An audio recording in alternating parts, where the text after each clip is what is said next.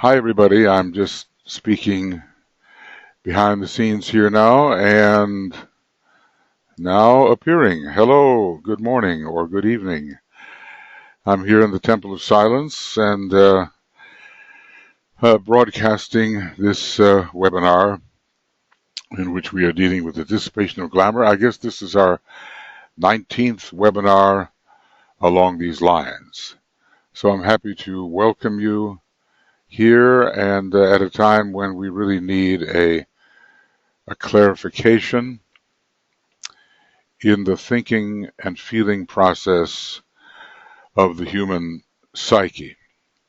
These are decisive years and years of danger and of promise for humanity. So much, the Tibetan could not really begin his second installment with Alice Bailey until World War I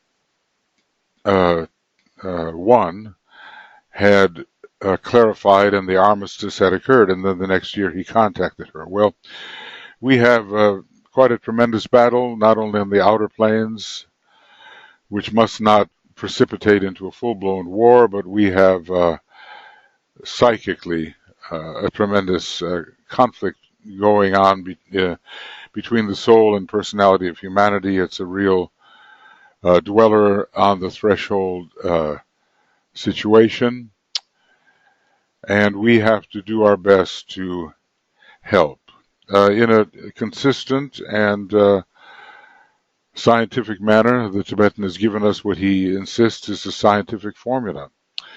Well, we're not as good at it now as we will be if we persist, but we will persist and add our quota of light to the general light which must prevail on the astral plane and also on the lower mental plane. I sometimes like to think of that. I have an image. I think it's not an uncommon image, but the clouds have dispersed, the clouds which veil reality, and the sun of illumination, the sun of love, wisdom, the sun of the will to good is shining. And in that sun, we all can think and receive inspiration and illumination, and the psyche of humanity is on its way to clarification. It'll take a while, of course, and probably when the great Lord again appears, a very, very scientific mass concerted attack against glamour will be instituted. But meanwhile, we are doing what we can at an important time to prepare for those days of real clarification. So anyway, let's think together, align with each other in the different countries where we find ourselves.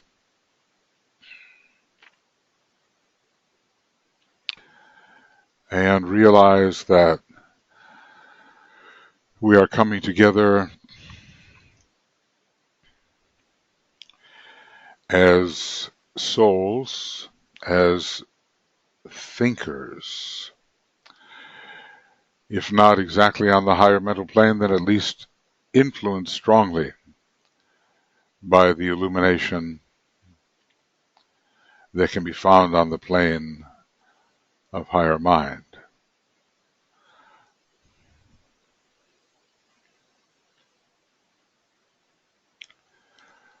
So we are forming a unit, a group, an instrument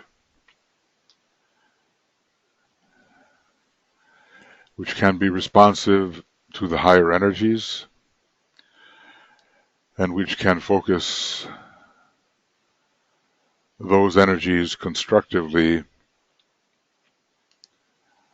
in the kind of scientific service in which DK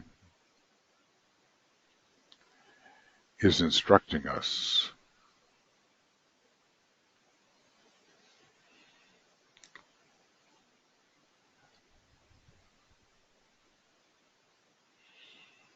So our work is for the basic dissipation and destruction of forms of desire, forms of feeling, forms of motivation which do not serve the plan, which inhibit the plan, which veil reality. And we are all subject to these largely man-created forms of energy created over millennia, over millions of years. As a human race, we're not yet free and clear. And even as aspirants and disciples, we have plenty of work to do within our own psyche.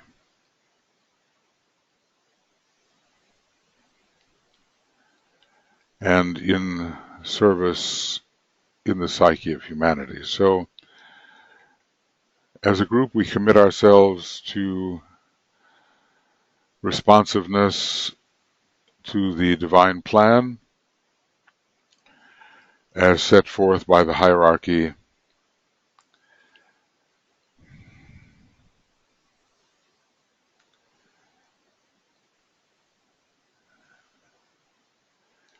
as it, through its higher members, responds to the divine purpose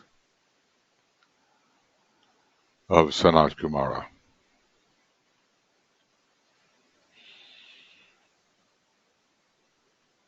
So we are gathered in service, and we work this way when possible in a weekly manner, and perhaps individually, as we attempt on other days to dissipate the glamours that may be holding us and of which we are slowly becoming aware. Not an easy thing to become aware of these glamours. We mostly think we see them in other people, but of course, DK, in his letters to his students, very carefully and precisely revealed the glamours to which they were subject, and they were all, in his eyes, eventually accepted disciples. So we must realize that we are not immune.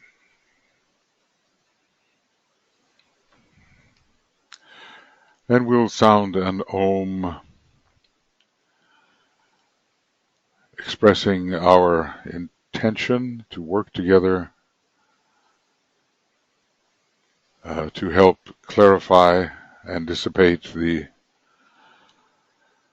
glamours of the astral plane, and particularly at this time, the glamour of hatred and separativeness. The two are very related.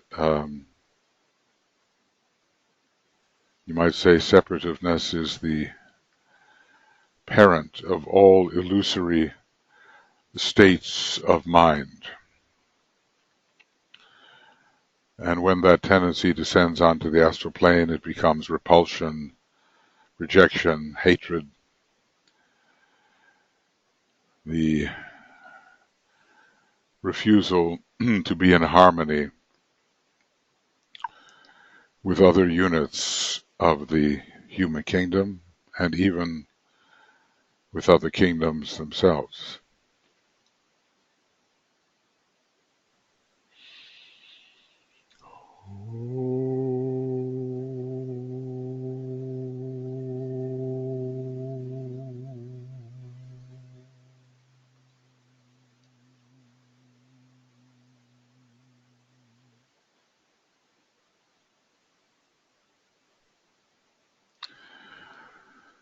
Okay, friends, so our method is to read some sections from the Glamour book. We're not reading it all the way through sequentially, but I'll, pick and choose as we go along and then to have some opportunity to offer our thoughts and propose any questions, which we will see whether we can clarify together. It's a method of inquiring the way, that's what we have to do. Inquire the way, obey the inner impulses of the soul, pay no attention to strictly worldly wisdom, and set an example. Those are the 4 requirements given in a treatise on white magic. If we succeed in those, we're on our way along the initiatory path to become eventually the adept at some point or another. Now let's see. I think we had reached this point.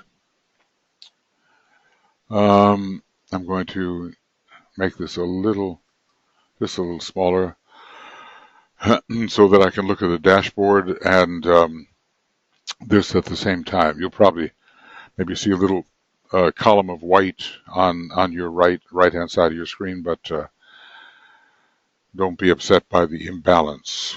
We have enough imbalances in our emotional nature. So anyway, DK is continuing in this section on the technique of light, and then, we're going to go back to the technique of the presence. And we had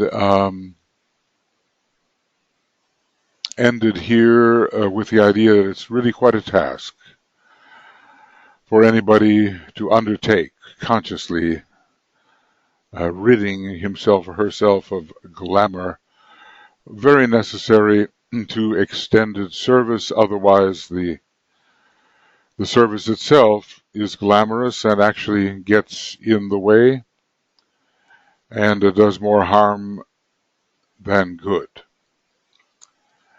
So we hope not to be overwhelmed. We hope to proceed clearly and with caution, because it is, dangerous work, actually. It's so easy to be overcome by these forces, and we sometimes fail in detecting them. Maybe I would say often fail in detecting them. So I'll make this a little smaller. And DK, I have in mind to read a certain section here. Let's see if we get that far. And we're on page 207. And he says, "It is not my intention to deal specifically with particular glamours," though in a way he, has listed them back on page, 120 to 123, right in there somewhere. To deal specifically, no, but to give you a formula which, with slight changes and additions, can serve the individual and the group in the task of eradicating glamour. So he's always practical, and no matter what the huge stretch of his thought may be, he is a practical member of the hierarchy, giving us really useful methods. I would begin by saying that the first need is for the man to realize that his reactions, now note that word, it's the very first word, and when you find in yourself a certain spontaneous reactivity which gets ahead of your own ability to monitor the response, you may suspect that somewhere a glamour is lurking. The man must realize that his reactions, ideas, if they are pure ideas, well, oftentimes they're simply thoughts, but anyway, ideas used in the conventional sense, desires and life experience, as far as the emotional nature is concerned, are conditioned by some one glamour or glamours. That he is the victim of several glamours. And this is often true when the second ray is the prevailing ray, says the second ray type responds to all of them. That he is the victim of several glamours engendered over many lives, deeply rooted in his past history, which is millions of years old, and to which he instinctually reacts, namely without thought, without monitoring, without control, just automatically. It's the realm of the moon, which in astrology has everything to do with that which is now built into you as subconscious or second nature. So, you might almost look at the moon position, its house, sign, aspects, and so forth, to see the tendencies, because every sign of the zodiac, not only every ray, carries its particular glamours, and it would be well to have some kind of idea of how the unmastered astrological energies are actually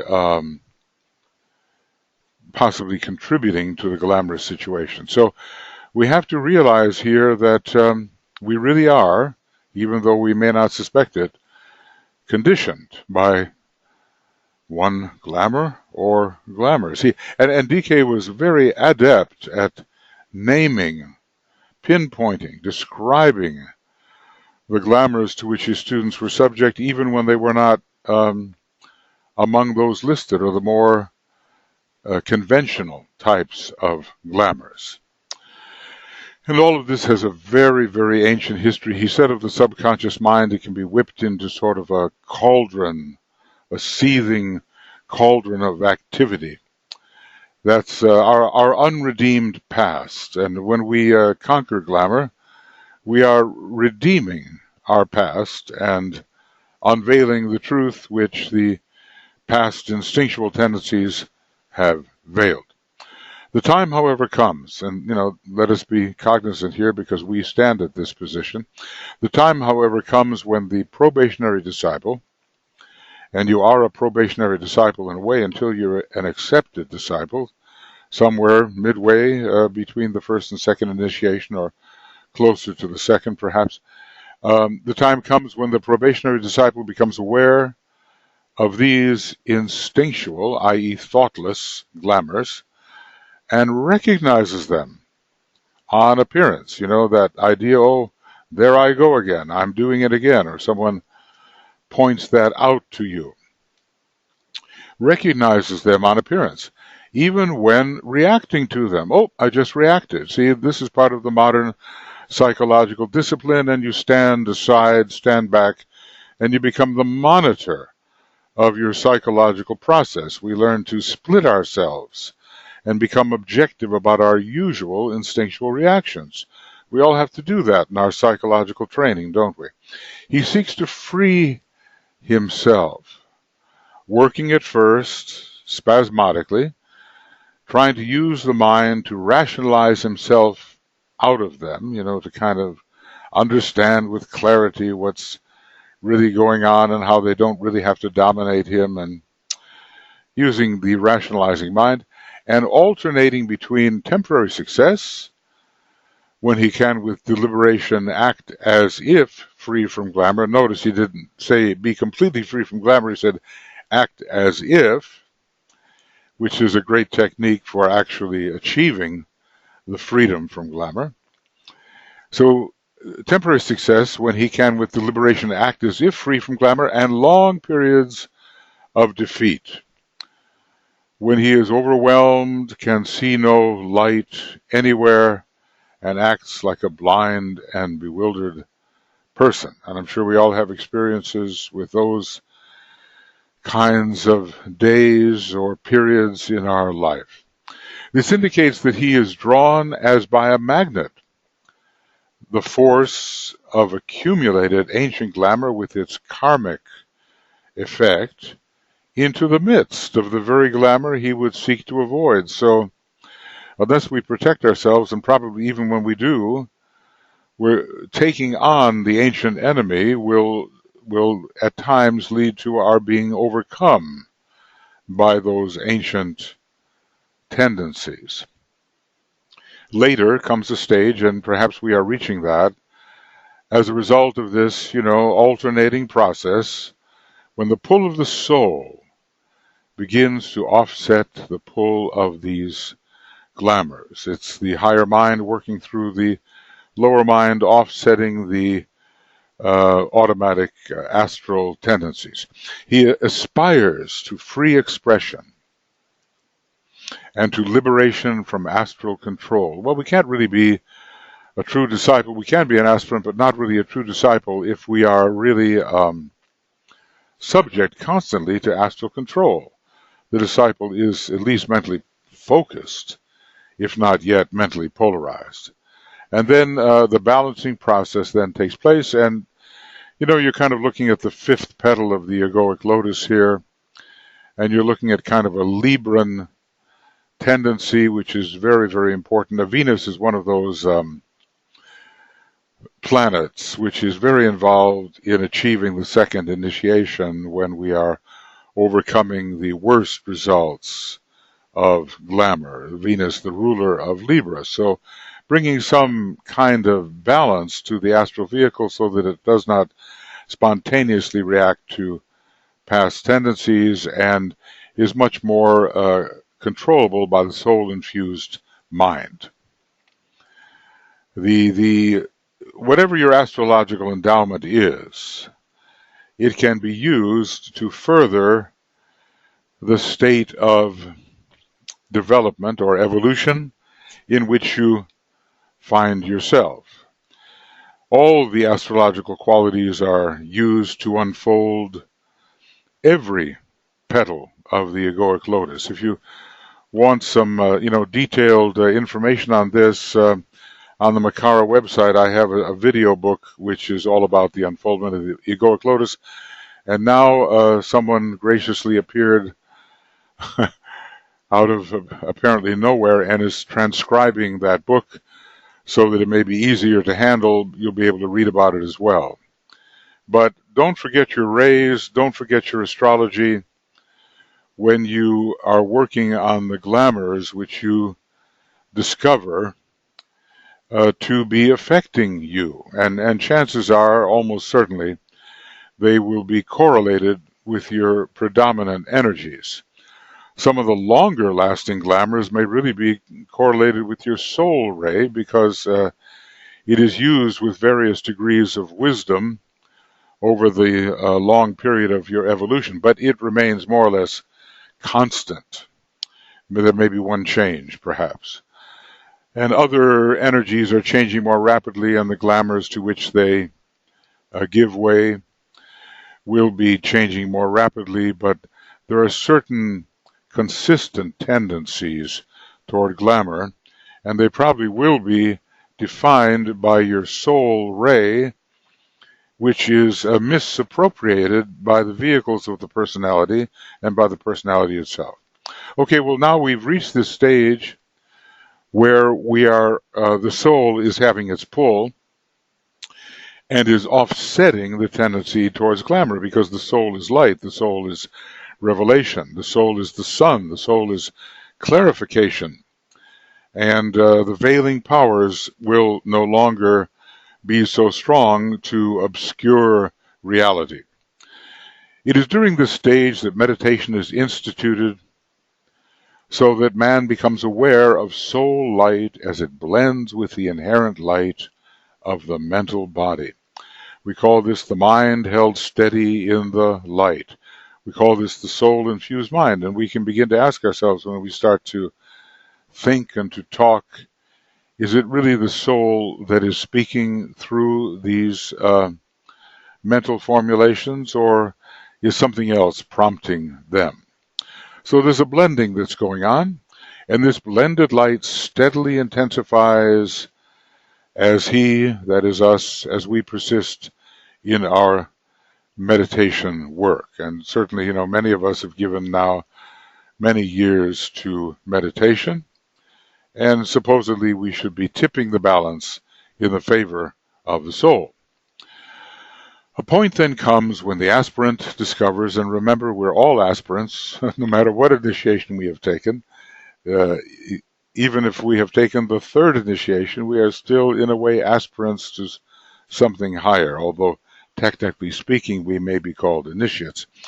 The point comes when the aspirant discovers that this inner light can be used, and he begins tentatively, as with all projects, without too much assurance, he begins tentatively and with uneven success to turn that light upon the problems of his particular glamour or glamours. And that's, we are definitely trying to do that as we get clear and try to clarify our inner psychological situation and try not to get in the way of the very service we're trying to offer. So a point comes when the aspirant discovers that this inner light can be used, and he begins tentatively and with uneven success to turn that light upon the problems of his particular glamour, which means we have to understand the glamour that we are attempting to work with and the ill effects that that glamour has when it is allowed full reign. It corrupts one's spiritual approach, or at least renders it ineffective.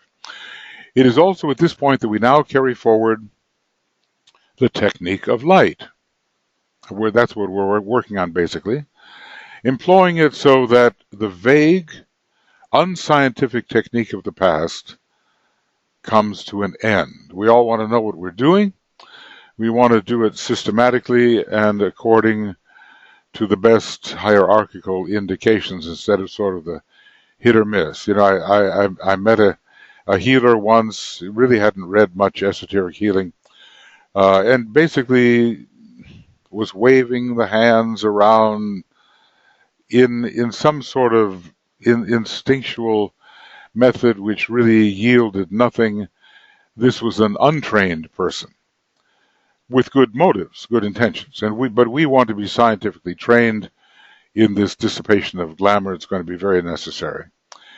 It is necessary now. So the indicated technique is of use only to the man who knows something of the light of the mind, so we can think and we can understand of the light in the head, so that this radiation from the center of the brain around the magical center of the pineal gland can be operative, and the light of the soul. We bring these all together in that place where land and water meet. It's sort of in the eighth rule of the, let's see if I can find this thing.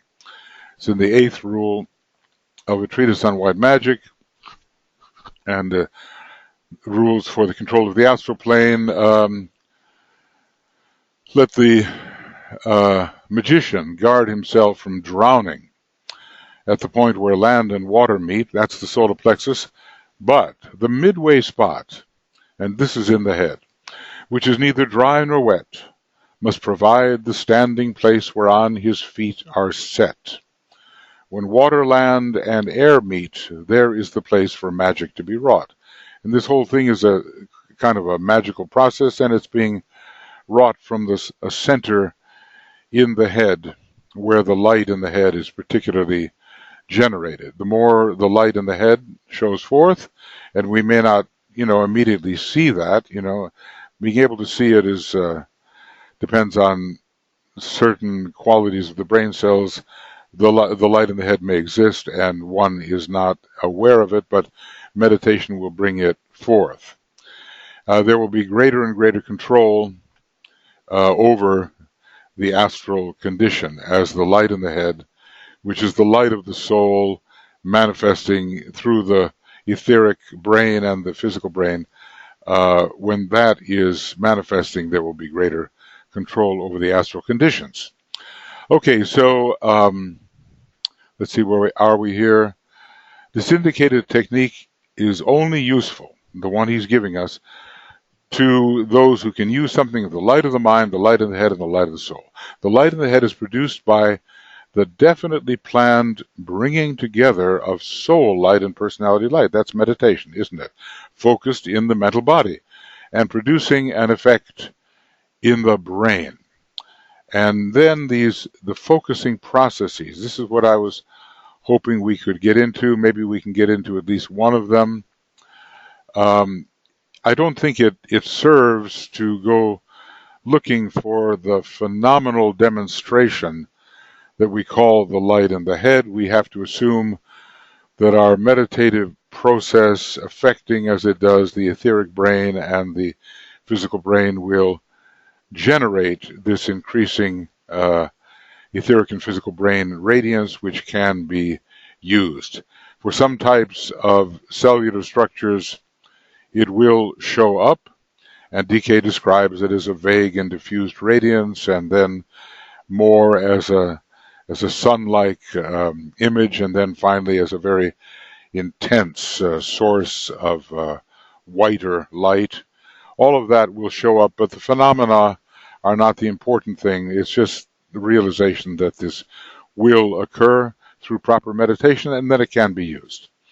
So what's he saying here? The focusing process within the head, the focusing process of the three lights, soul light, mental light, light of matter, or basically soul light and the dual personality light.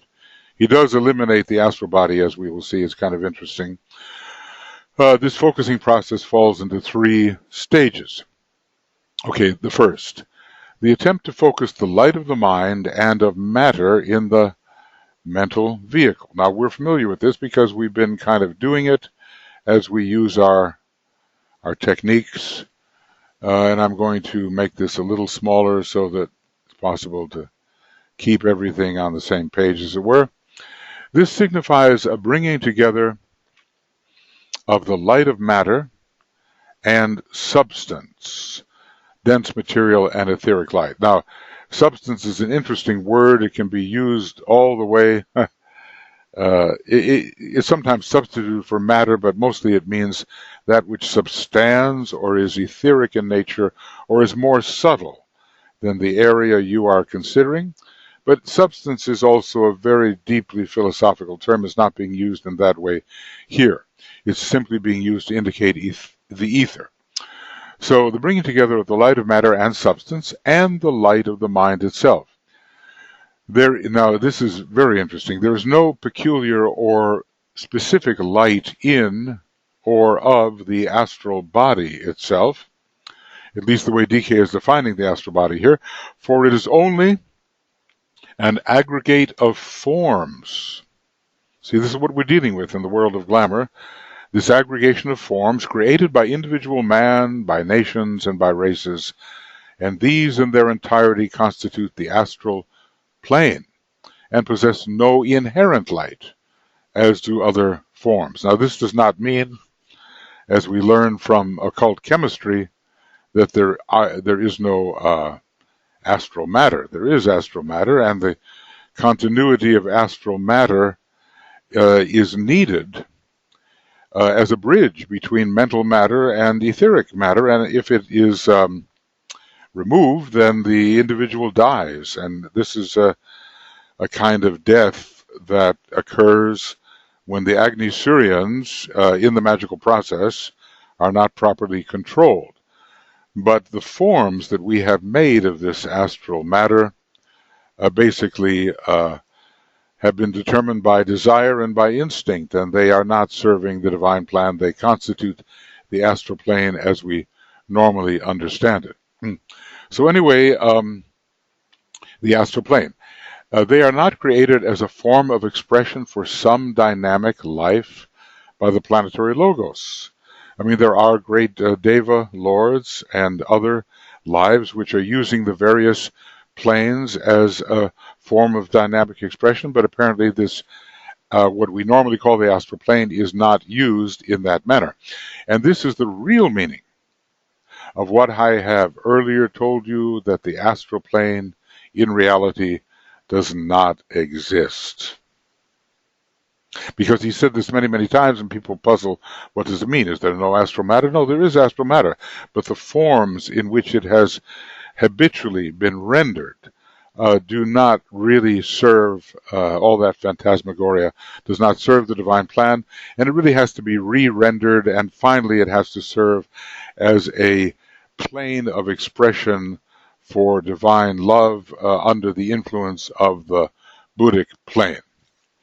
It is the phantasmagoric creation of human desire down the ages, and its false light, we sometimes read of the astral light, but that can be etheric as well.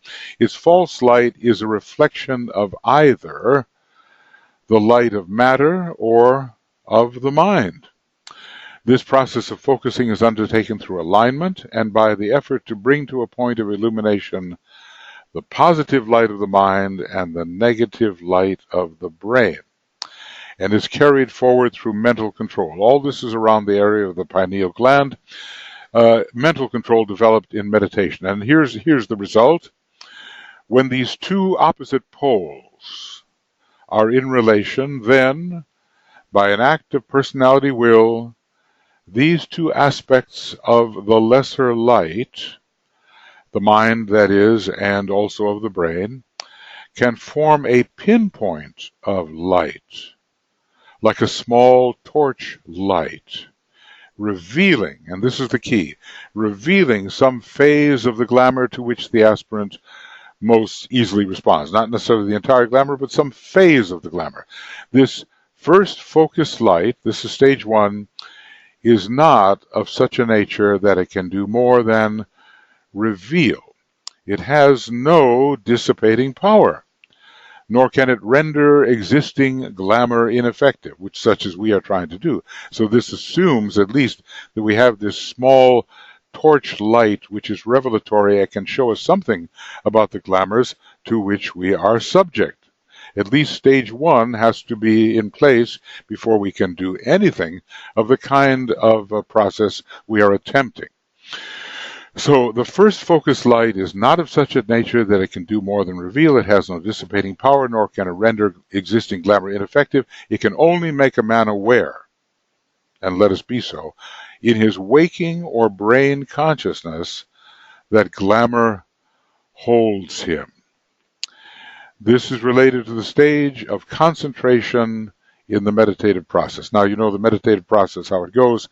When DK describes it in astrology, he begins with Leo as concentration, Virgo, meditation, Libra, contemplation, Scorpio, illumination, Sagittarius, inspiration, and finally Capricorn, initiation. And then, you can go on to Pisces being identification, with Aquarius kind of giving you universal approach.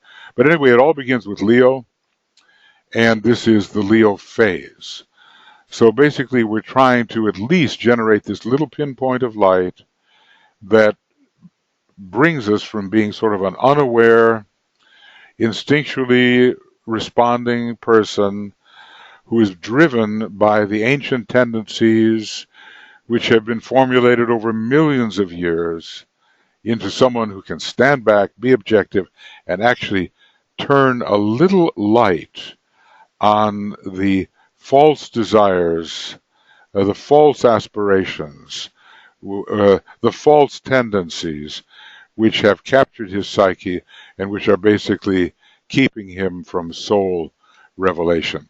Now, I know there is more here, and I think we'll get onto it next time. I don't want to take chunks that are too big. We'll also look at the second stage produced by meditation, reviewing the other stage, and finally the third stage, which brings the light of matter and of mind and of soul together. So here we're being a little more, what can I say, we're being a little more specific about the kind of thing we are trying to do. So we'll stop with this at the moment. This is the end of our reading, and next, on the 21st of October, we will continue with this until we get the three of them under our belt.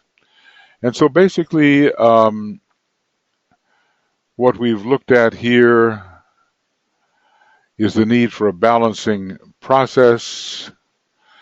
We have seen that a person becomes a probationary disciple and begins to be aware that something's wrong and begins to do something about it, then develops a meditative approach and begins to focus three types of light. And the very first attempt involves the light of matter, and of mind, and focusing this in the mental vehicle. And he says these very interesting things about the astral light, or the false light of the astral plane. In a way, look, let's also be a little more philosophical about it. The whole universe is light. Every object, every perception, every happening, everything is really light in various forms of condensation. The more compact and, how does he describe this kind of congested forms of light we call the concrete objects, and the more diaphanous, ethereal forms of light we tend not to think of as such concrete things, but light is substance. So the whole universe is made of precipitated or condensed light. But we're talking here about more specific types of light and the kind that are occurring down here on the cosmic physical plane and are at a greater compactness of condensation than these higher forms of light, which constitute the higher subplanes of all the various cosmic planes. There's so many mysteries. We're not there yet, but at least we get the idea that light is substantial, is the very substance out of which all apparent things are made. Okay, so that will take us to the point where we can have a few thoughts either about this material or about what you've been thinking about in relation to glamour. And I'm going to try to make this, I know I make it a little bit small, but it's so we can have everything under the eye at the same time, and which would be useful, I think. And just give me a second here so that we can consult this if we need to.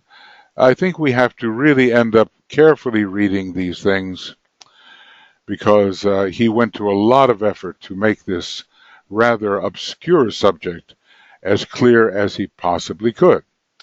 So here it is, and maybe I can even now, since I see it, what we've discussed here, I can even make it a little bit, just a little bigger. Oh, not too much, though. Yeah, I think that'll have to be it. Okay, and maybe I have made it too big. Yeah, I've made it too big. So excuse my fiddling here. I'll try it at font number 7 and see if that helps anything. And if not, I'll go back to font 6, and that'll be that. All right. So let's open up the floor to your thoughts, any discussion that you would like to bring in. And I'll ask Brett to give me a hand if I lose track of what you're trying to say. Okay, so let's see. Are there any thoughts about what we have discussed or what you've been thinking about during the past week as you attempt to not only assist the world with the dissipation of larger glamours, but work on yourself so that psychologically you are as clear as possible with respect to the usual Kama monastic responses, which are not really true. They exist, and they're actual, but they're not really true. Okay, so who would like to speak or to ask a question or to make a statement? Do we have anybody? The material is not easy because it's so close to us and it's been built up over so many years. Okay, Tuija, please go ahead. Okay, do you hear me now? Yes. Okay. Well, my thought is not completely completed because it just started to somehow made me think about law of synthesis in all of this, and this very interesting idea that the astral matter or astrality is in real sense not existing at all. And this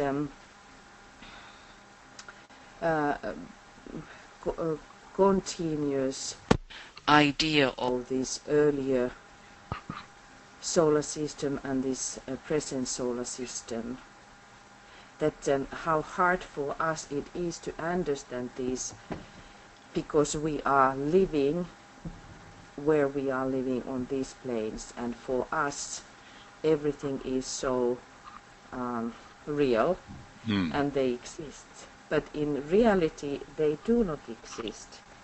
And then it made me think about these different groups of beings, the Nirmanikayas, which are in one sense binding the whole or on and everything in this great whole, and directing these different lines of matter. And then like in every single choice we have this choice to follow the older way, the way to the past, or the way to the future. And these Nirmanikayas, great beings who are contemplating all the time. And then you were saying about this process via the astrology, which actually is my some kind of point, if I try to make any point, about this process, concentration, meditation, and was it for Libra? Contemplation. Contemplation for Libra. Libra. Yeah. And then started these words of eyes. Was it not intuition? Yes. Then comes the illumination, inspiration, and initiation. Yeah. Right. So in Egypt, in hieroglyphy, the letter I is the same symbol than key, and it is symbolized by the feather. And and it means I, the letter I. The feather in the hieroglyphy is either key or letter I. And that, when we think about the process of weighing the heart, which is related to Libra, which is connected to Capricorn, the initiation moment. The heart is weighed and the feather is dropped. And that makes us, or this feather is weighing us, are we going back to the old, or are we going towards the future? Yeah. So it's like always in the midpoint, when we can think about now this light, and the symbol of the circle and the dot, they're in the midpoint. There is that point which defines which way we actually go and which way we can choose. When this light is created, we always can see. And I don't know, it is not completely thought at the moment, but I was just thinking about this of synthesis, which is functioning all the time by those great meditating beings, which are giving us the what we can choose. Okay.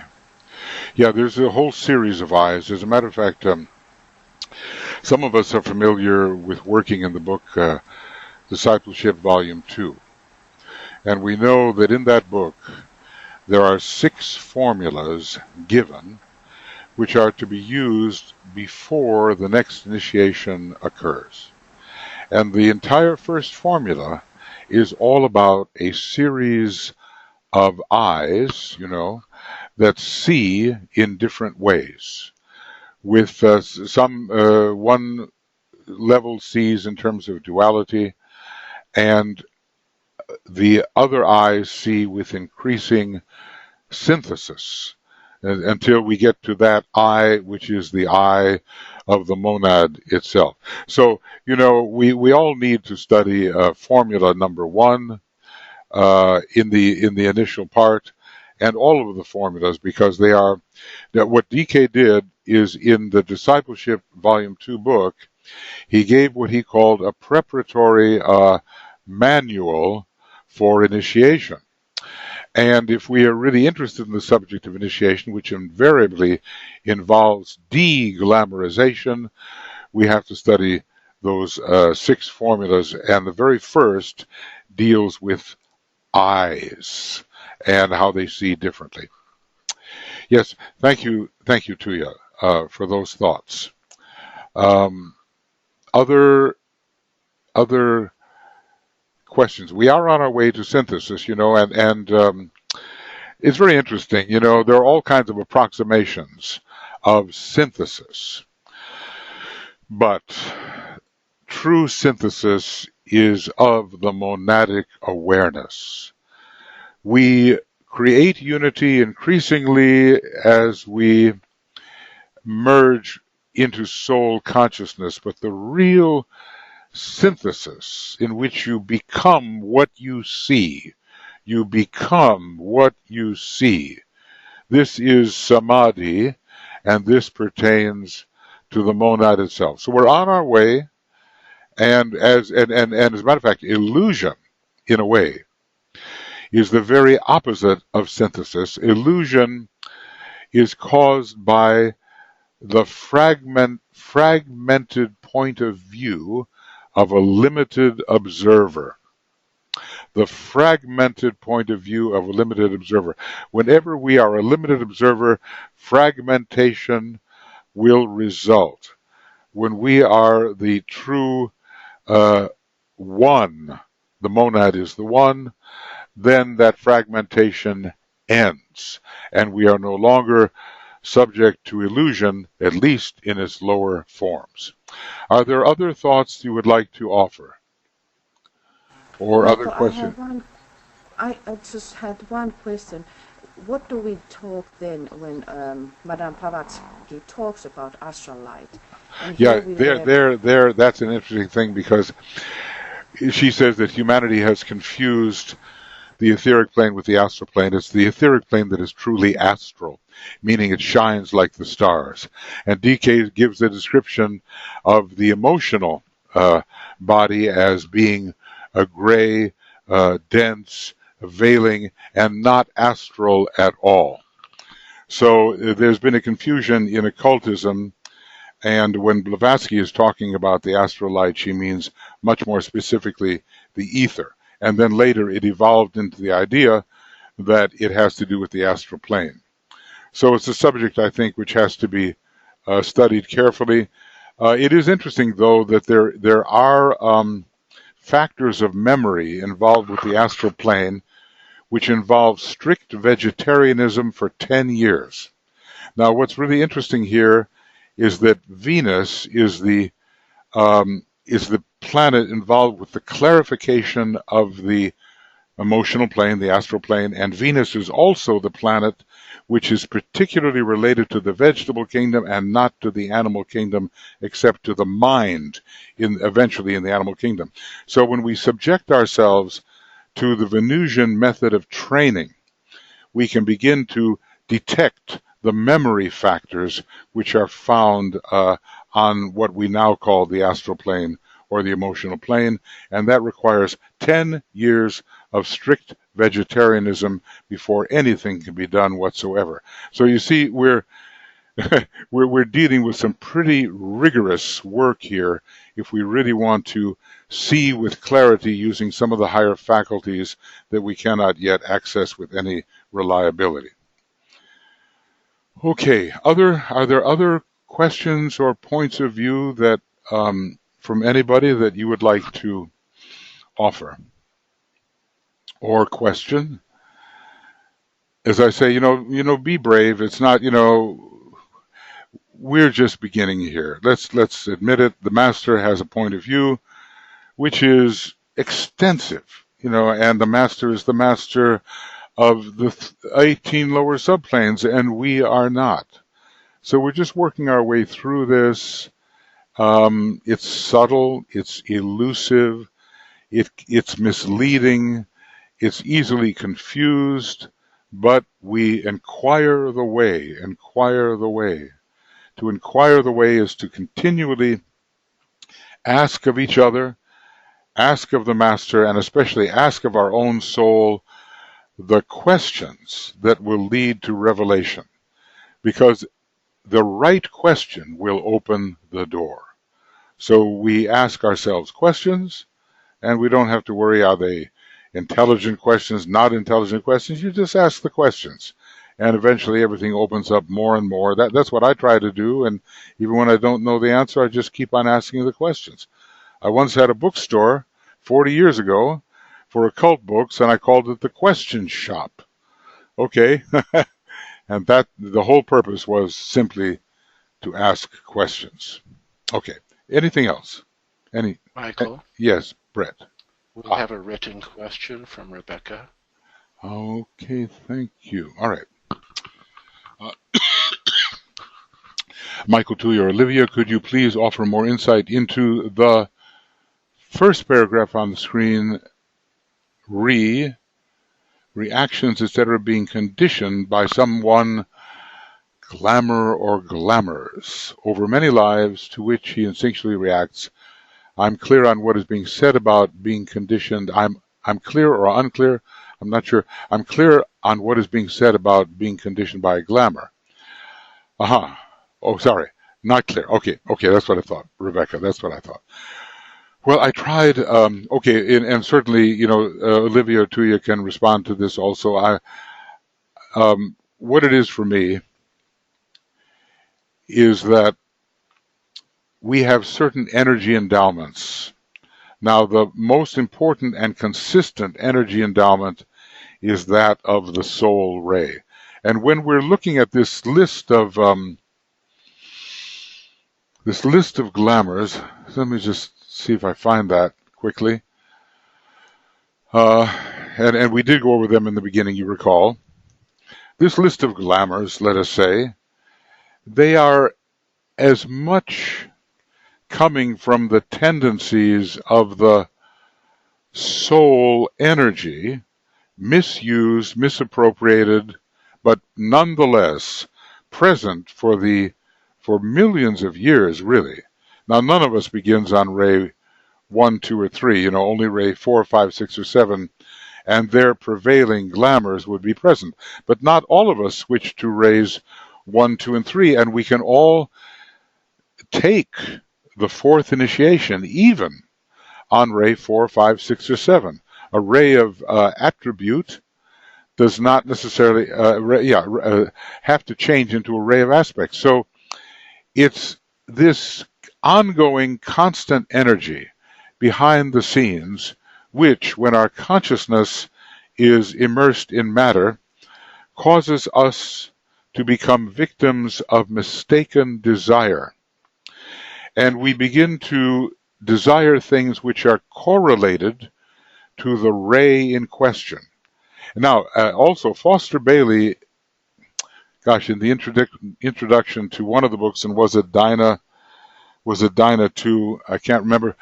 But he basically hinted, and the Tibetan has hinted too, that every soul has its ongoing, constant astrological tendency. So, just like for a whole life, let's say you may be a ray 2 soul with a Leo rising sign. Those are the two most important energies in your particular incarnation. Then the rising sign might change or it might not. But what Foster Bailey was hinting at, and I think the Tibetan has been saying it as well, is that the soul itself has a permanent astrological energy associated with it, just the way it has a permanent soul ray associated with it. Now, these things really do, they really do condition the kind of susceptibilities which we have. People are searching for intelligence. People are searching for love. People are searching for power. People are searching for beauty. I'm going right down through the rays. And as they search for these things, driven on that search by the tendencies of their ray, they make a lot of mistakes. And these mistakes, mistaken desire, desiring what is unworthy, what is easily disappearing, what is veiling the truth, these are the glamours, and the ray energies and the astrological energies incline you in a specific direction and incline you to make specific mistakes in perception and understanding. And these mistakes in perception and understanding is what we call the conditioning of the energy which lies behind your quest. So let's see if I can, that's it. So in other words, certain conditions, certain relationships with the environment are created which are full of error. And the kinds of error that we are subject to depends upon the energies which drive us. Some of them are very, very constant, such as the ray of the soul and the astrological sign of the soul. You might say the rising sign of the soul. We don't know how to do this yet, but that's the basic idea. And these incline us towards particular mistakes by which we are conditioned, and gradually we get rid of all those veils and mistakes, and we see reality as it is. I guess that's the best I can do on the subject. Is that clearer, Rebecca, or did I miss what you were really driving at?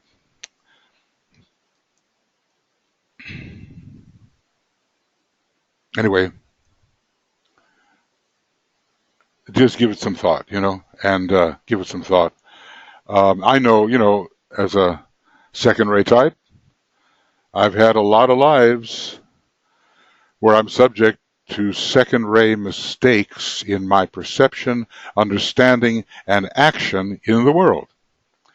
Now, to a lesser point of view, I was born with the sun in Aries, and I recognize all kinds of things I misdo or misunderstand as a result of this Aries energy.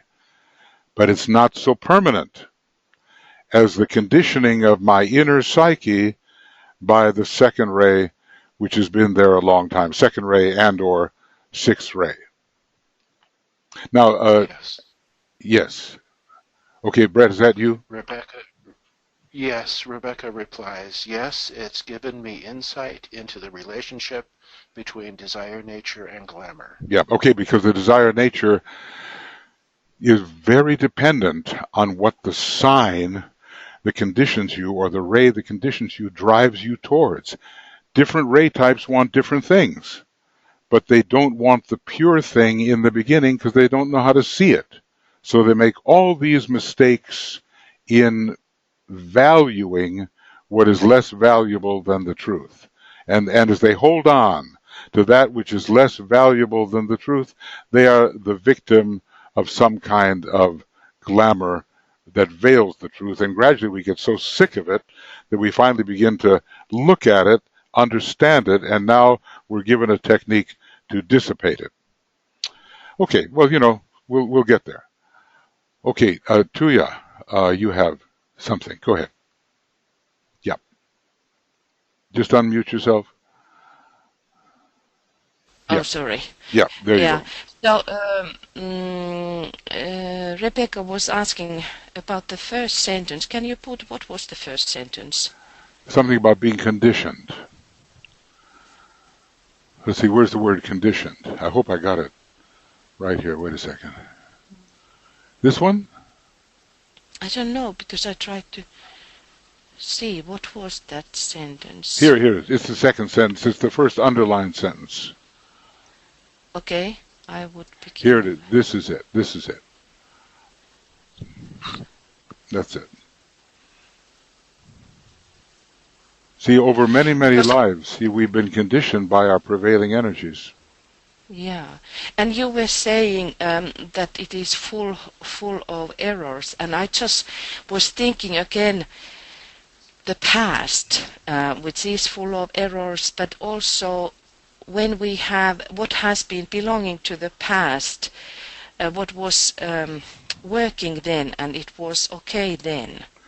Like we know that Yeah, love in the next solar system will be something which belongs to the area of our glamours yeah, or illusions, how then it is called. But I was just thinking about that part, the, which I think is the more difficult in us to yeah, realize yeah, and see, because there is that pattern via which we were evolving. It's yes. like this, when we think about the evolution of, in material sense, that first we have, let's say, some tool which is done from some It's made out of substance. stone, a Stone Age Nee, implement compared to modern right. surgical, instruments. Yes, Yeah, it can be yeah, whatever, which is just yeah, evolving. And now something what was really good then, and it is in our constitution, but now it is something what has to be substituted with a much more higher frequency and vibration and much more refined matter. And I think that part of the glamour is that very difficult area for us to really, yeah. really see. DK basically says that, I'm not going to give you the exact quote, but it's very close, that evil is the good which should have been outlived. You understand what I mean? In other words, Yes, there was a exactly. good in the past, and we should Yes. have moved on, but we didn't, and we're still holding to the past. And basically, the greatest glamour producers in the whole system or on our planet are the members of the Black Lodge, who absolutely are holding on to the regime from the earlier solar system, and they are refusing to move on. They are Mhm. refusing to move from intelligence to love. So evil is the good that should have been outlived. It was good then, but we have to move along and release ourselves from the earlier methods because there's always more and better coming. Yeah, good point. That's a good point. Well, the main thing is for all of us, somehow let us see the glamours or the main glamour to which we are subject. Let us see it somehow. Let that little pinpoint of light, even if it can't do a whole lot of dissipating work yet, let it at least shine on the mistakes we are making, the mistakes in perception, in understanding, in desire, in valuation, and reveal to us what has us holding us in bondage. At least let that happen. Are there any other, because we're going to move on very soon now to our meditation, we have to do that. Are there any other comments, or are you going to be the silent majority, as we say in our country, USA? Um, Hopefully, some understanding is coming in for all of us, because as we apply the group mind to this work, we're going to see more and more clearly about the snares that hold us in bondage. And they are very Yes. subtle sometimes. Michael, Yes, Brett. Clecia has a hand up. Okay. Ecclesia, go ahead, please. You should be able to speak if you would like to, because you are not on self-mute now. You're okay. Or, okay. Ecclesia? Or are you writing out a question, or did you possibly press the hand thing, mistakenly? Uh, okay, well, we'll wait for you to come through, as best we can. Okay, and Frederick. Yes, Frederick, and unmute yourself, and you should be good to go. Yeah, there you are. Yes, good morning. Gratitude for this talk and this explanation. So you mentioned that DK went through some study about glamour and so on. Is there any taxonomy about all this inventory? Okay, the DK went through. I was wondering, maybe I don't remember you talk about it in the past presentation, so I was wondering. Okay, well here's this is how I understand it. DK was attempting to organize 10 seed groups. Each one of them was to have 9 people in it, except for the last one, which was to have 27 people. And 3 from each of the other 9 would be in the last group. So this glamour group was his second group in terms of organization, and he selected certain students to be part of it. Now, these students were either people he knew internally, and he asked maybe Alice Bailey to write to them, or they were people who had come to the arcane school and he had had earlier association with them. Then what did he do? He started to give instructions to each one of these groups, and these instructions were pulled together and made into books. And this book, Glamour, A World Problem, his methods given in the instructions have been assembled into the book we are reading right now. And basically, he was trying to help the people get rid of their own personal glamours so that they could be of use in world service using the meditation on world glamour. Now, whether he really got that far or not, I don't know, because the people themselves were very subject to glamour, and they had a lot of work to do within their own nature. But his method was to instruct them using the formula he gave and other things he told them about themselves. They were supposed to, the method was that they should deglamorize their psyche first and then become more useful in the world. Now, what happened is World War II intervened. And in 1939, later in 39, he dissolved all of these groups and reformulated, using his more advanced students, a group of 24, which he called the New Reorganized Seed Group, something of that nature. And for them, he began to write Discipleship in the New Age, Volume 2. And from some of them were selected a group of 14 to work in New York City with Alice Bailey. And for them, he wrote the rules for the rays and the initiations. But his methods were simply meditative methods plus psychological counseling and giving information on the rays so that the people could be fit to do the world work that was intended for them. But World War II changed all that. A few changes have come along. Atomic energy, the release of the atom, that changed a lot of things too. So I hope that answers a little bit of what you were after. In terms of the exact method he used with them, it's found in his letters to each of them, and it's found also in the formulas for the dissipation of individual glamour. Thank you. Okay, Frederick, hope that answers something along the lines. Yeah. Okay, Yes, thank you. Okay.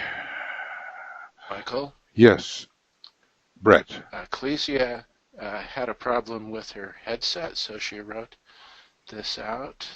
Okay. Temporary success referred to, would that be also temporary fusion with the soul? Yes, well, or at least temporary reception of the clarifying light of the soul. Because when we when we use a word like fusion, we have to think about the degree to which fusion can occur. Soul infusion is a graded process, and a lot of the people who are working in this area were aspiring to the second initiation. We cannot expect that these people would have the kind of soul infusion characteristic of the third degree, of which there were very few in DK's group at the time, or the fourth degree, which is to me the acme of soul infusion.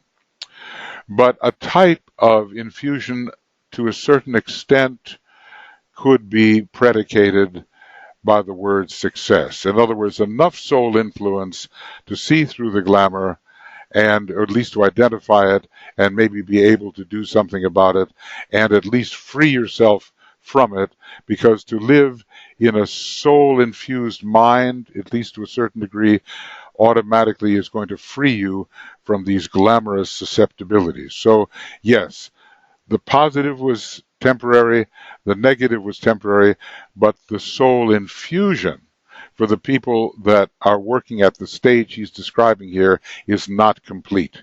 Even the soul infusion found at the third degree is not complete. So we have to be careful about the word fusion and infusion. I hope that clarifies it a little bit, Ecclesia. Michael? Yes, Brett. Frederick asks, is this fusion related to twin souls because we can meet often twin souls from time to time? Okay, well, now you've opened the door for me, Frederick.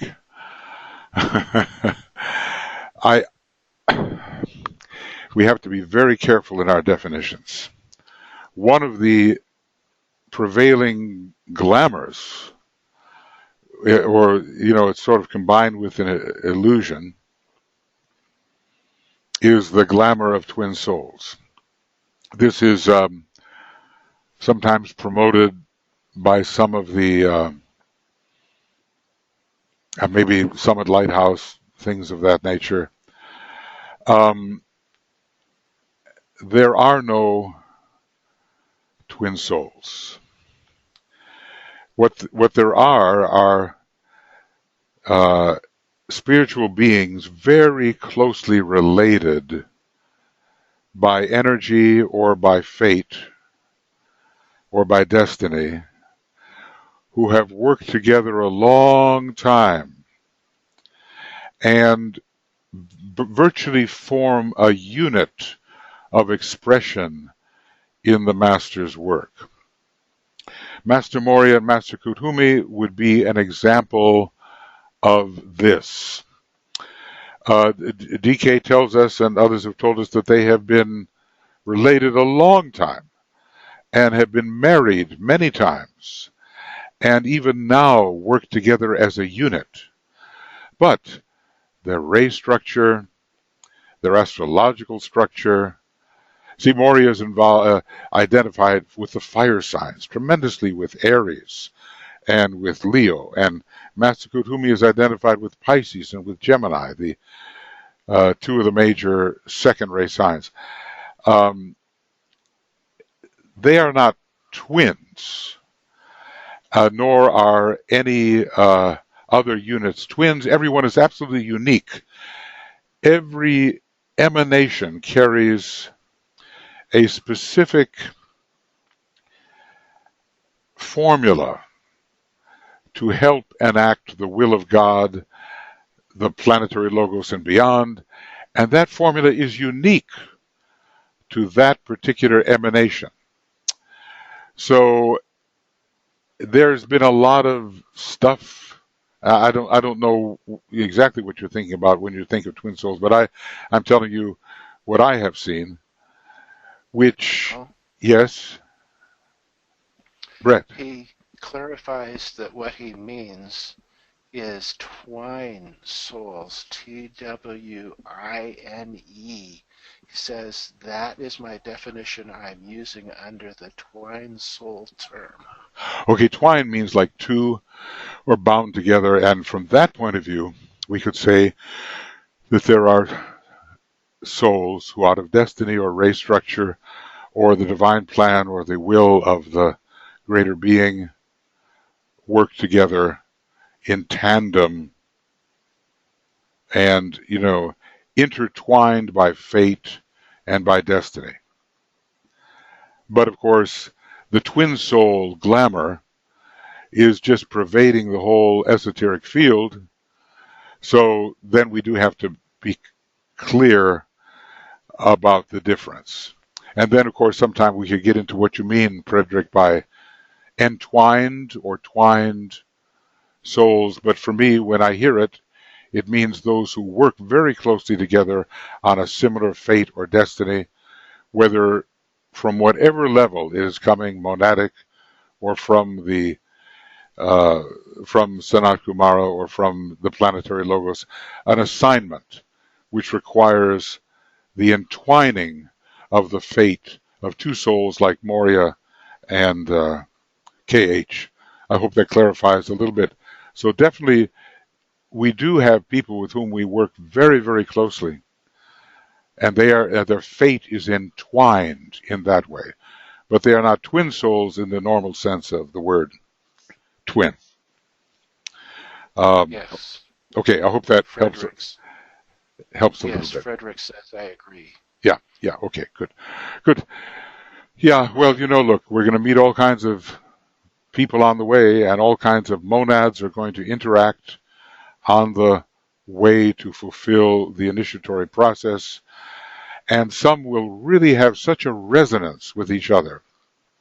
Even though they might be on different rays, they complement each other, they fulfill each other, and they make an effective unit in the master's work. But even you can say that about groups too, that certain groups of people will gather under that one purposeful note, and then you can relate this group with that group, and they will have the same kind of mutually supportive relationship that two emanations would have. Instead, it's a group emanation here, a group emanation here, and eventually where this will lead is to a harmonious interplay of all of the different ray groups and astrological groups which represent the divine plan, and we will achieve the goal of sacredness on this planet.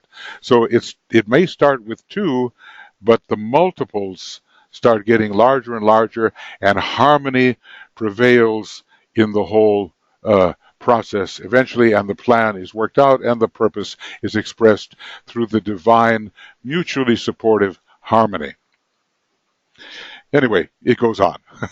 Okay. Now, was there anything further? Did Frederick want to speak? Did you want to speak, Frederick? Or I just want to make sure that I'm getting this correctly. Yes, I agree with your definition of twin soul, because it's just a way to understand that we were in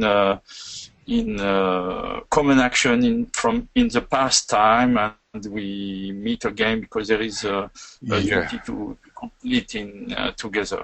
Yes, entwined by fate, you might say, for certain missions which are either assigned or they are chosen. So as a mirror, because we need to understand ourselves through the mirror of someone else. Yes. That's why Go ahead. Yes. That's why the twine soul is important. Yes, I do understand what you're saying, and there are some energy combinations which are more mutually supportive than others. Like DK says, it's really possible to create disharmony. In the old commentary, at one point it tells us, he threw together those who suited each other not. In other words, but no good host or hostess would ever do that. If you have the right kind of seventh ray, even if you're thinking about arrangements at a table as who can talk to who will stimulate who in the right way, there's a special kind of formula for that. And hopefully we encounter those people who can really reflect us and we reflect them, and that we can prosper together in terms of self and understanding. So, okay, now I understand, Frederick, what you were driving at. So thank you. Well, look, friends, I obviously we could go on with this a little bit too. You had one more thing to say, and then I think we need to have our meditation. This is short. Yes. I am this twin soul dilemma. What is we have been talking and is talked throughout the different groups. I'm thinking about the relationship with the solar angel and this. If we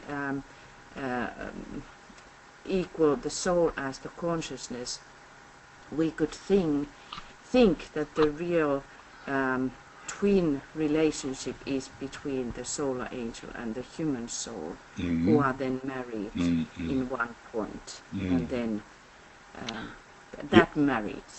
I can understand how you could arrive at that thought, because in a way there is an infusion of the consciousness of the monad upon the higher mental plane and the consciousness of the solar angel, a fragment that is projected into the higher mental plane, and these things mix and blend.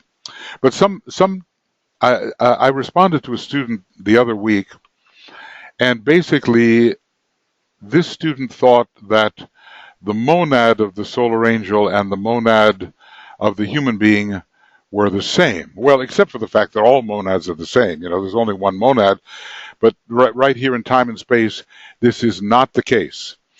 They are distinct beings.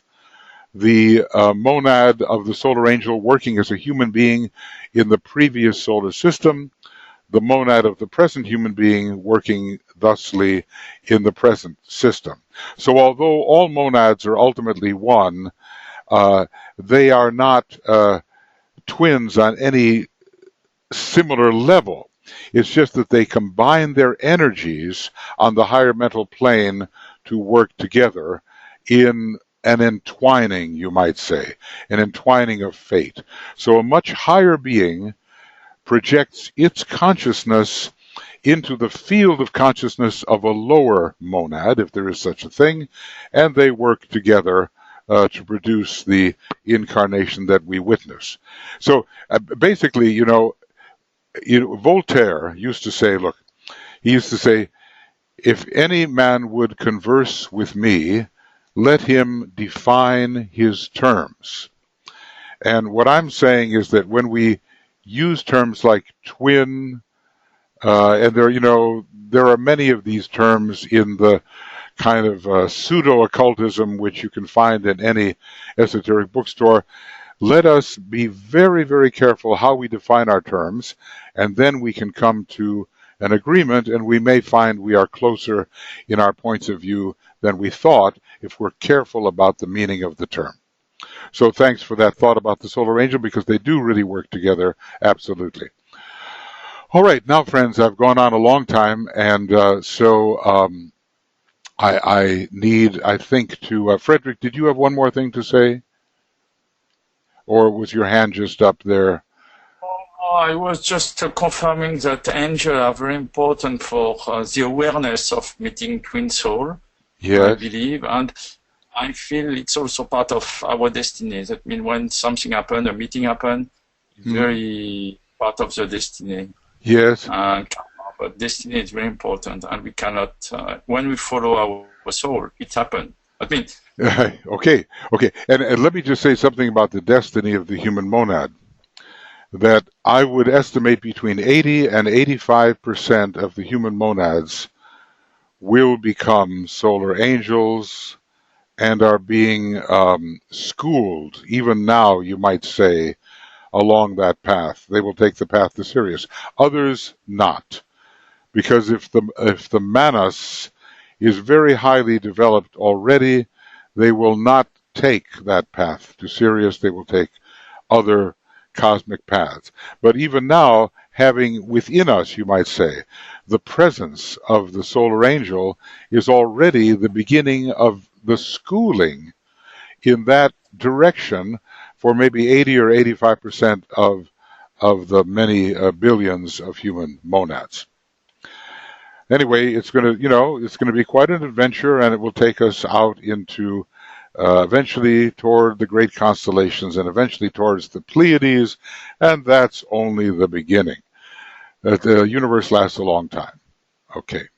All right, friends, now I really feel compelled that we must have our meditation, and I know there's other things to talk about, but please excuse me, and we'll just begin to work now, which is, after all, we serve by clarifying our consciousness and our mind, of course, and yet the specific function here is that we use the method of the formulas to help dissipate certain world glamours, in this case of hatred and of separativeness, so easily taking us over, unfortunately.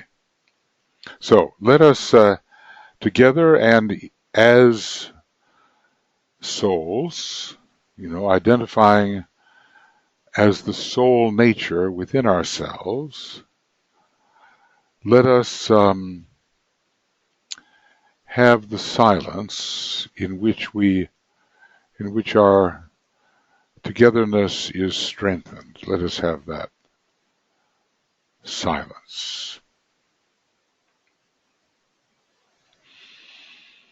Not 10 minutes of it, but some.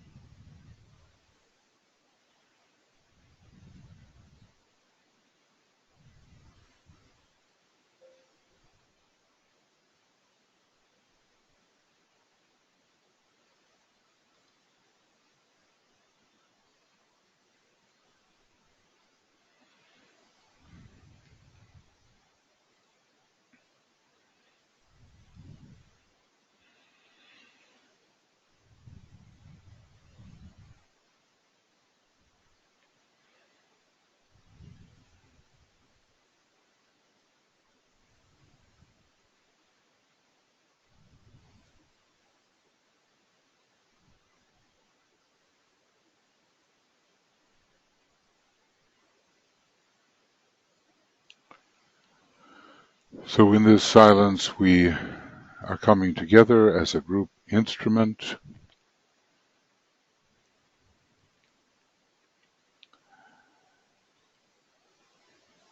responsive to the group soul and responsive to the will of the hierarchy.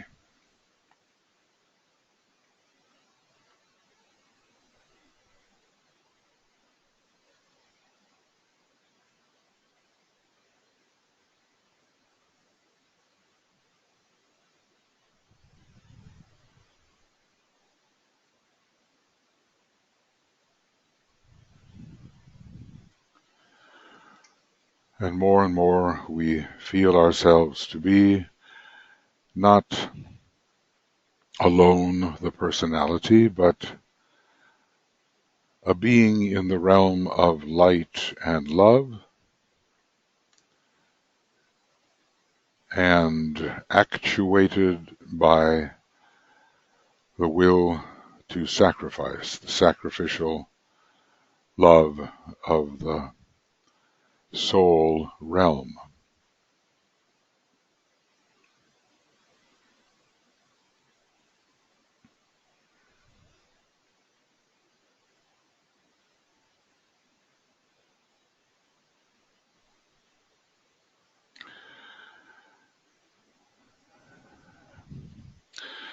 And now, as a soul, And as an increasingly soul-infused personality, some degree of infusion at least, we're going to make that sign of the cross, which involves the two eyes, and we will sound this protective formula. As a soul, I work in light, and darkness cannot touch me. I take my stand within the light.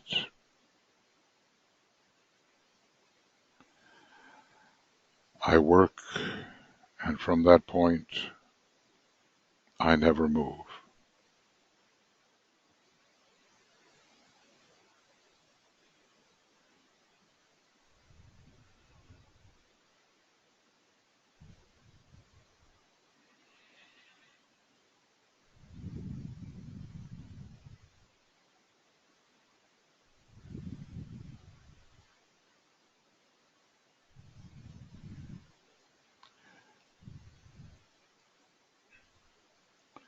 Our preparation involves focusing the dual light of matter and mind,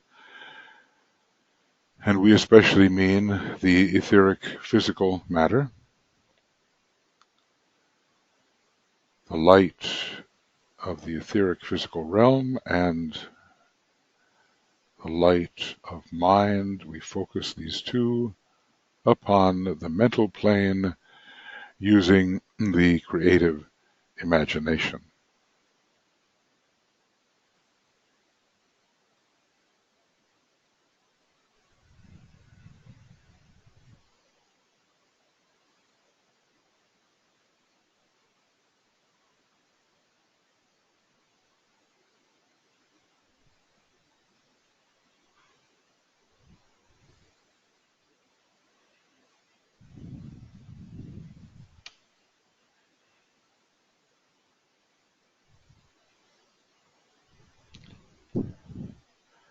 And we meditate on soul contact and the recognition of soul light, however you want to visualize that.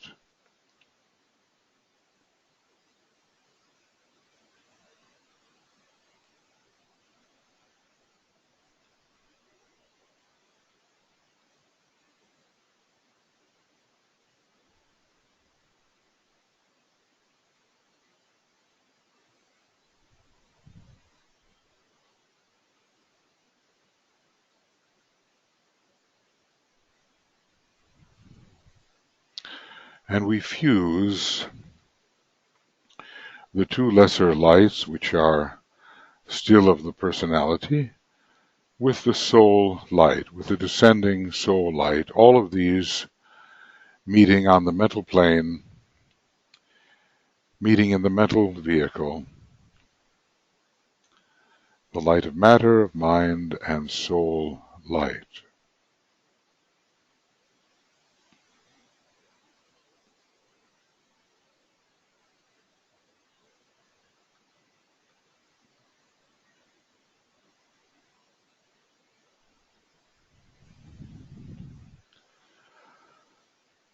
And we try to feel this fusion.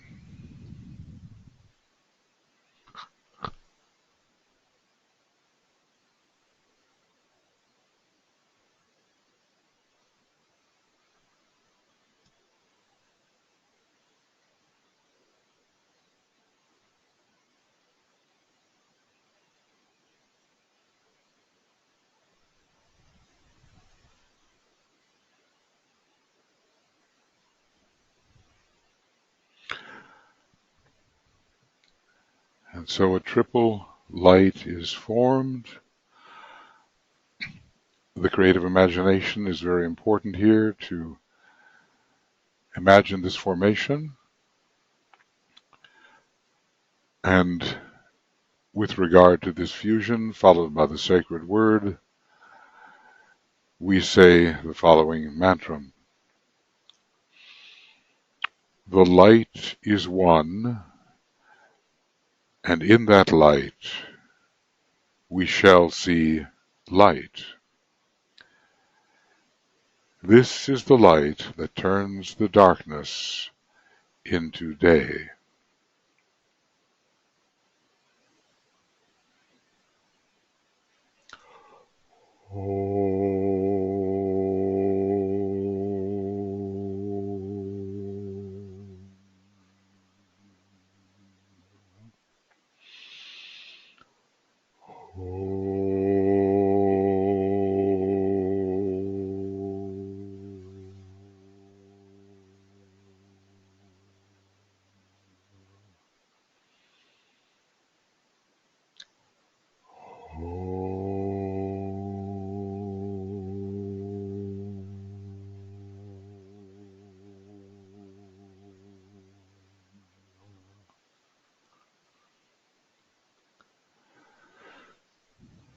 So the light we have created is vital, it is intelligent,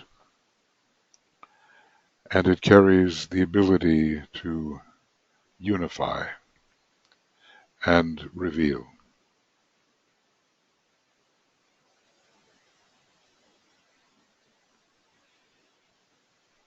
And now the formula.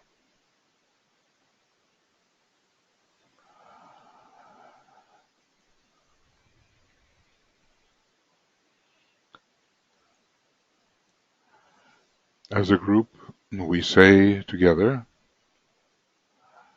and as we're saying it, we visualized the great searchlight which we as a group have created, turning its light upon the astral plane.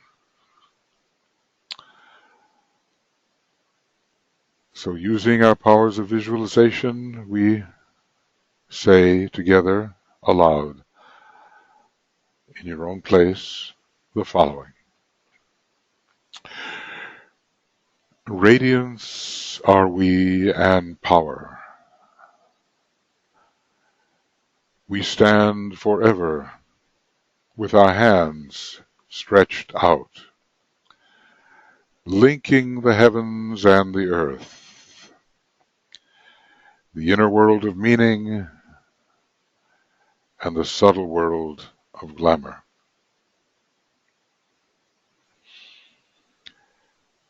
We reach into the light and bring it down to meet the need. We reach into the silent place and bring from thence the gift of understanding. Thus with the light we work, and turn the darkness into day.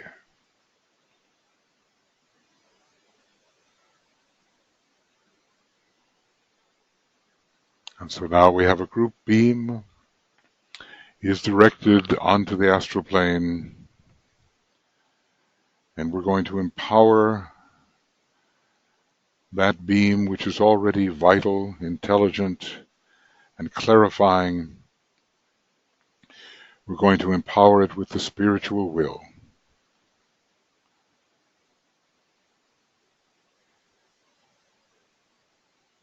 And this will is atmic in its nature, even monadic.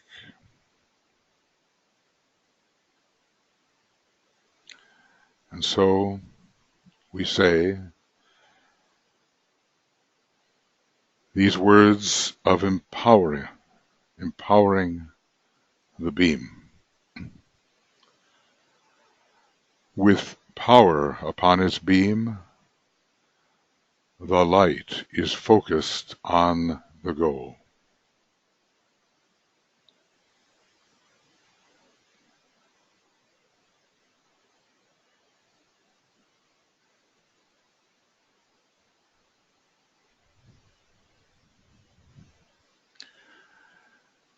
This is a powerful, clarifying, intelligent, vital beam we as a group are creating.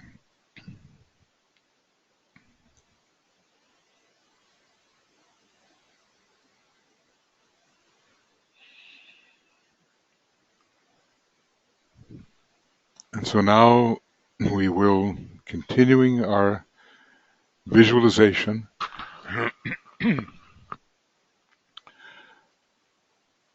we will penetrate with the beam, the empowered beam, the glamour, producing its weakening and its dissipation.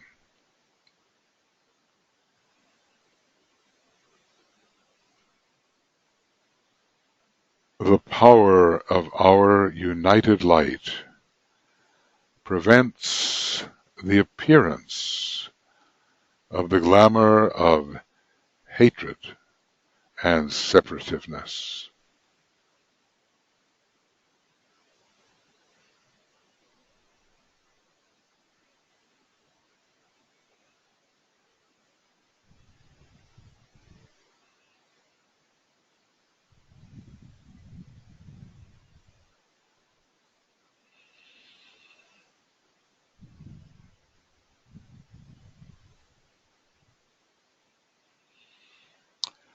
The power of our united light negates the quality of the glamour of hatred and separativeness from affecting humanity.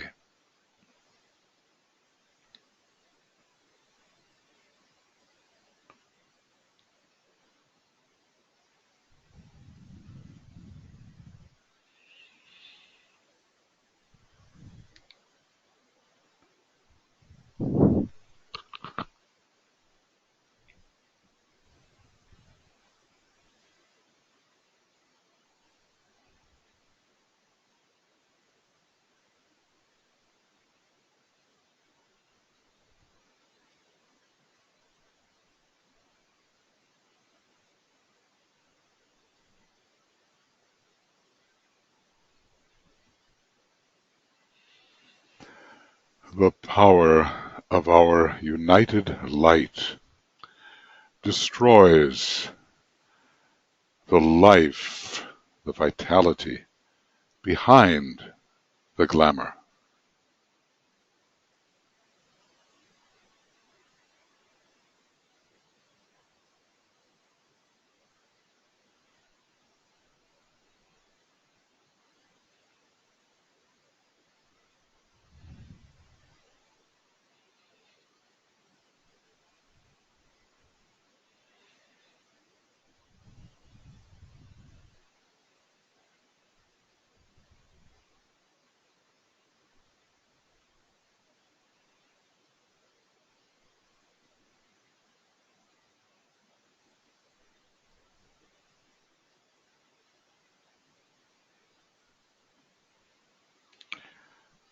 And with these three words of power in mind, we will work in silence and with intensity of purpose as we, in our own way, using the group beam, see the work proceeding. So we use the creative imagination, the empowered group beam, and we see the three objectives of the words of power proceeding.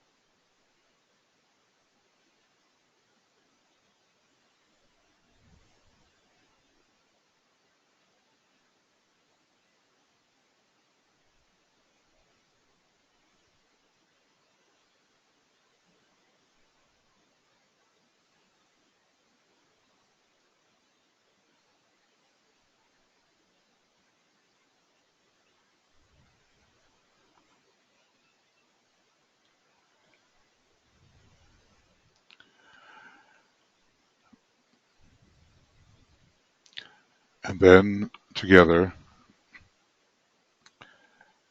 we abstract the beam, we withdraw the beam, taking it back to the mental plane.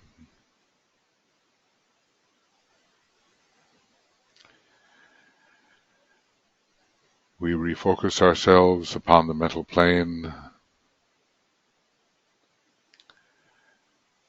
Our attention is away from the astral plane, and the searchlight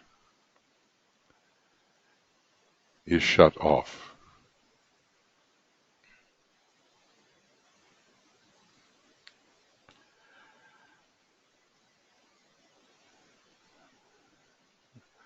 And we sound the Om 3 times, realizing the work which has been done.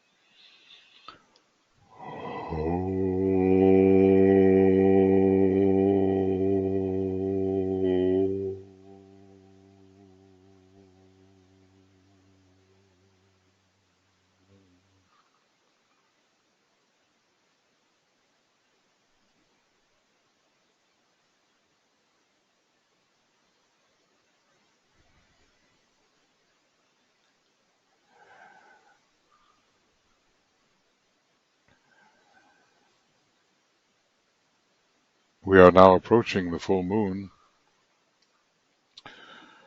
Tonight,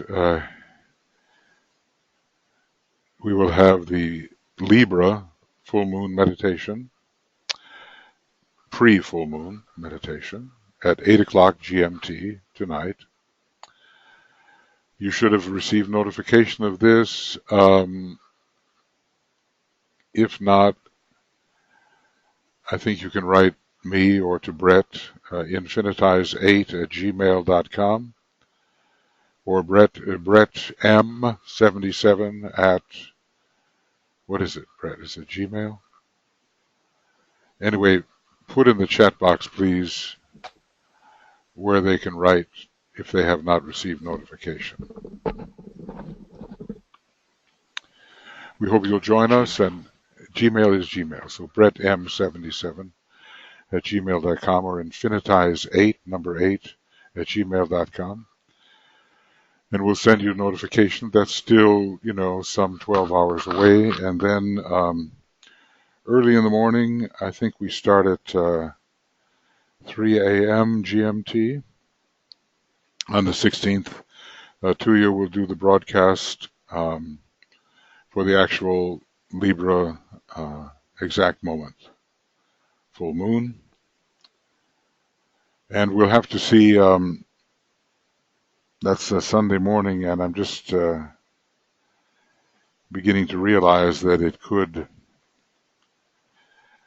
collide a little bit,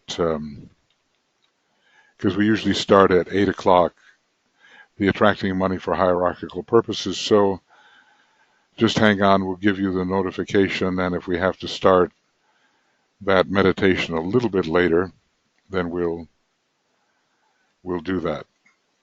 But you should have the link for both the pre-full moon webinar and for the Libra exact full moon broadcast. So, thank you very much for joining us this morning. I realize we get into a bit of a discussion about things, but that's good because we have to prepare the mind and the understanding so that our meditative work can deepen. And tomorrow morning, we're going to continue our reading in Destiny of the Nations and offer the opportunity for everyone to help the soul ray of their nation emerge and cooperate with the personality ray.